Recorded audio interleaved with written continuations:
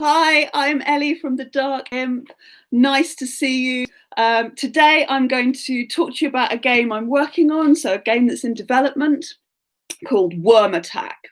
Now, Worm Attack, the inspiration for Worm Attack came from a legend called about the Lambton worm. Now, this is a legend from County Durham, so if you're not from that neck of the woods, you might not know it. I heard it from another game designer when I was talking to him about wanting to create another game with worms, because I've got another game, and I'm maybe do a worms-themed puzzle box in the future. So we were talking about this legend, the Lambton worm. So in the legend, this man, John Lambton, decides not to go to church one day and goes fishing instead. Goes fishing. It doesn't catch anything until the end of until the congregation is let out of the church. And he's warned by this old gentleman, or possibly a witch, it differs in different versions, that, no good will come of him not going to church. Anyway, he's fishing. He ends up catching this sort of eel or snake-like thing. And he just gets rid of it down a well. He goes off and fights, in some war or other. And when he leaves, he thinks no more of this eel worm thing, this worm, the Lambton worm. It grows, it gets bigger and bigger. It starts to terrorize the neighborhood. It comes out of the well and eats things. It eats livestock. It's this sort of dragony worm thing. And lots of people try and kill it, and they can't kill it.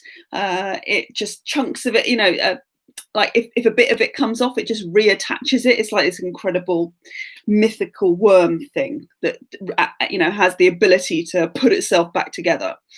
And eventually it gets so big that it can wrap itself around the hill, and it starts eating villagers and terrorizing the neighborhood. So in the end, John Lambton comes back from war and ends up managing to kill it by donning this suit of armor with massive spikes on. The worm wraps itself around him. Chunks of the worm start coming off because of the spikes on the suit of armor, and fall into the river before it can reattach it. So the worm dies in pieces in the river. This is the main bit of the story, and I thought, this is a great thing to make a game about. I'm going to make a game about the Lambton worm. So I'm going to show you this idea for this game. So what happens in the game is that you are actually creating, as an individual player, you're creating a sort of huge worm, and you're trying to make it bigger and more powerful than any of the other players' huge, enormous worms. So you start the beginning of the game with a worm tail and a worm head, and these are dealt out to you at random. They have during the game, you've got different elemental powers. And you're trying to get different powers on your worm. So you're going to start with a worm with one of the 4 elemental powers on. Air, fire, earth, water. And you're also going to start with a worm tail, and the worm tail will either have a strength or a speed token on it, so that you can start with a little bit of strength, or you can start with a little bit of speed, and that's your worm to start with. It's not very big, it's just a little worm, but as you go through the game, you're going to consume things. So for example, at the beginning of the game, you might manage to consume an angelfish, let's say, and when you've consumed it, it becomes part of your worm, and you attach it in between the head and the tail, so you're extending your worm. Now you've not only got 1 water power and one speed, but you've also got 2 victory points for the end of the game, nice, and some earth power. And this is obviously a game in development. This is a prototype, so the artwork has been produced by me and not by a proper artist. That is why it's a bit substandard. But the idea of producing prototypes and not getting them perfect every time is that, I'm going to play with these. I'm going to play with as many different people as possible. I'm going to get different ideas and different answers, and try different things out. And if every time I have to go back to an artist and get them to redo things, that doesn't work. I just want something functional. So what you're seeing here is something functional, and nothing like it will look when it's all been beautifully done by the graphic designer and the artist. So yes, the colors are don't quite work, and it's all a bit basic, but that's fine for a prototype. Okay, so you start with the worm head and tail, and you're going to have a sort of tableau on the table. So I'm going to show you what it's going to look like. Let's have a look at the table. So there are three different grades of things that you can eat. And you can have these number 1 cards. Those are the easiest things for the worm to eat. These number 2 cards are slightly more difficult for the worm to eat. And these number 3 cards, they're much more difficult for the worm to eat.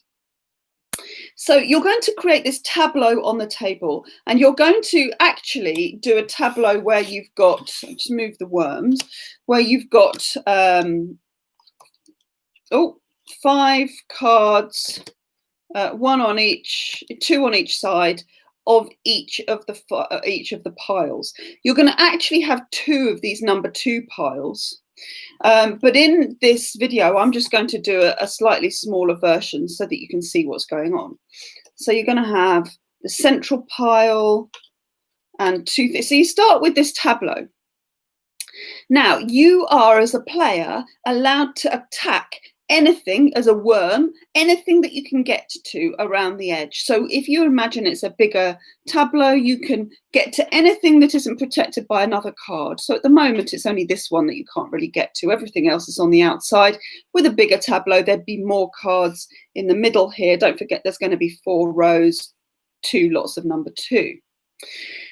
So everything is available. So you can see these cards are available for you to get. Now, there are requirements for what you need in your worm to be able to pick up these cards. So this is an engine building game. At the beginning of the game, let's say this is my worm here, and I've got 1 fire and 1 speed. So looking at these cards, this one needs an earth power. No, this one gives an earth power. It shows here what the requirements are on the left hand side. So I need 4 strength for this one, 2 strength for this one, 2 speed, and I need 3 speed and 1 strength for this one. I can't get anything at the moment, and these are much harder to get. As you get further up, you also have size requirements, so you need to be a worm of a certain length, and you might have elemental requirements. So that says you need 1 fire element to pick up this card. The other icons on the other side of the card show you what this, when you've eaten the dragonfly, what it's going to give your worm. So let's say I managed to eat this dragonfly. I know that on the reverse, it's got a water element and 2 victory points. So when it becomes part of my worm, I get that water element and 2 victory points. So you don't need to turn over the card to see what you're going to get from it. So this right-hand side here is the requirements, and this is what you're going to get from it. Okay. Okay, I haven't got enough. So what do I do? Well, fortunately, there's this there's this bag of tokens, and on your turn, you've got 3 choices. You can either draw 2 tokens from the bag at random. In this case, I've drawn a white and a black, and the white is the speed and the black is the strength. And I'm going to add that and put it onto my worm so that I've got this extra power. And then, or I can choose either a white or a black from the bag if I want a specific thing. So I could choose to take a white. Or I could eat something. So those are your 3 choices on every turn. You're either going to choose 2 at random from the bag, pick 1 black or white from the bag, or eat something. So now, if I've got this on my worm, I've now got 3 whites. So that's 3 strength, 1, 2, 3, 2 cubes and 1 on the worm. And I've got that's speed, 3 speed and 1 strength. So actually I've got the requirements for the angelfish. So on my next turn, I can consume the angelfish, 3 speed, 1 strength. And anything that I've got printed on my worm, so this little white thing here, I get to keep that forever. But any of the cubes that I use, they have to go back in the bag. So I've actually used both of those, and I'm building up my worm. So my worm's a bit longer now. I've got a couple of victory points here, and I've got some earth power. This is some grass, which doesn't show up very well on the brown worm, but that's the grass. Okay, so now we're going to reveal the next thing.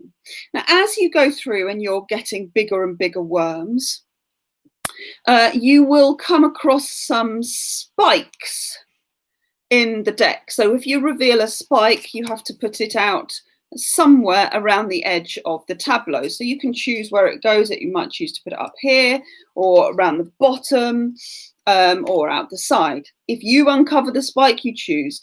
The game ends when the tableau is completely surrounded by spikes. If there's a spike if there's a spike here and let's say over here, this card here is not available anymore. You can't get to it. It's protected by spikes. So the goldfinch is protected. So what you're trying to do is you're trying to get as many cards as you can, eat as many things as you can, make your worm bigger and stronger before the village manages to surround itself in spikes, which is of course going to signal the end of the game. Now, what you're trying to do is you're trying to get the most powerful worm. So at the end of the game, you're going to score up various things. You're going to score the number of victory points that you have on your worm. So in this case, it would be 2 points. And then you're going to multiply the number of each elemental power you have. So for example, this is one red, but this is one fire and one earth, by the number of cards of that colour that you've eaten. So at the moment, I've got one red element, so that's the one fire element, but no red cards, that would be 0. And one earth element, but no earth cards, that would be 0. So I need to get points. I'm going to need to get fire cards. So for example, if I manage to get the Fennec Fox, then that's something good because I've already got a fire element. And so if I've got this in my worm, that's a much better position because I've got one red multiplied by one red card, that's 1 point, and one water multiplied by one blue card, that's another point. So I'm in a better position. Now, cards of a certain colour will never give the associated element. So they will, this one's going to give an air. So this is an earth card, but it gives an air element on the back. So you've got to balance out, you're trying to get certain amounts of certain elements, but they're always going to come on different coloured cards. So you're trying to balance up what you get. This one also gives you the ability to take an extra thing out of the bag each turn. So you can take 3 things out of the bag if you're going for the bag. And this one gives you speed and strength. So the higher up the hierarchy you go, the better the cards are going to get. So these, for example, these ones are quite hard to get. The gardener requires strength of 4 on your worm, a speed of only 1. Maybe gardeners are very slow. 3 earth power, earth elements, and a size of 6. So your worm has to be a length of 6 or more to catch the gardener. But then it will give you 2 more water elements. And of course, if you've been managing to collect these water cards, these blue cards, then you're going to multiply, then it's going to give you multiples. So this is an engine building game, and you're trying to, your engine is your worm. So, as you go through the game, your worm gets bigger and bigger and sort of sprawls across the table. The spikes go out. So it's got quite a nice table presence. When your worm gets too long, you get a sort of round the corner worm section to just be able to loop it around. And there are some difficult decisions because sometimes you can eat something, you can get something on the in the tableau, but maybe it won't help you. What you really want is a card that you can't quite get to, and you need to you want somebody else to eat something so you can get to that card you really want to get to. The issues that I've been having with it are the sort of balance of when the spikes come out, because of course you want those spikes to come out and restrict you.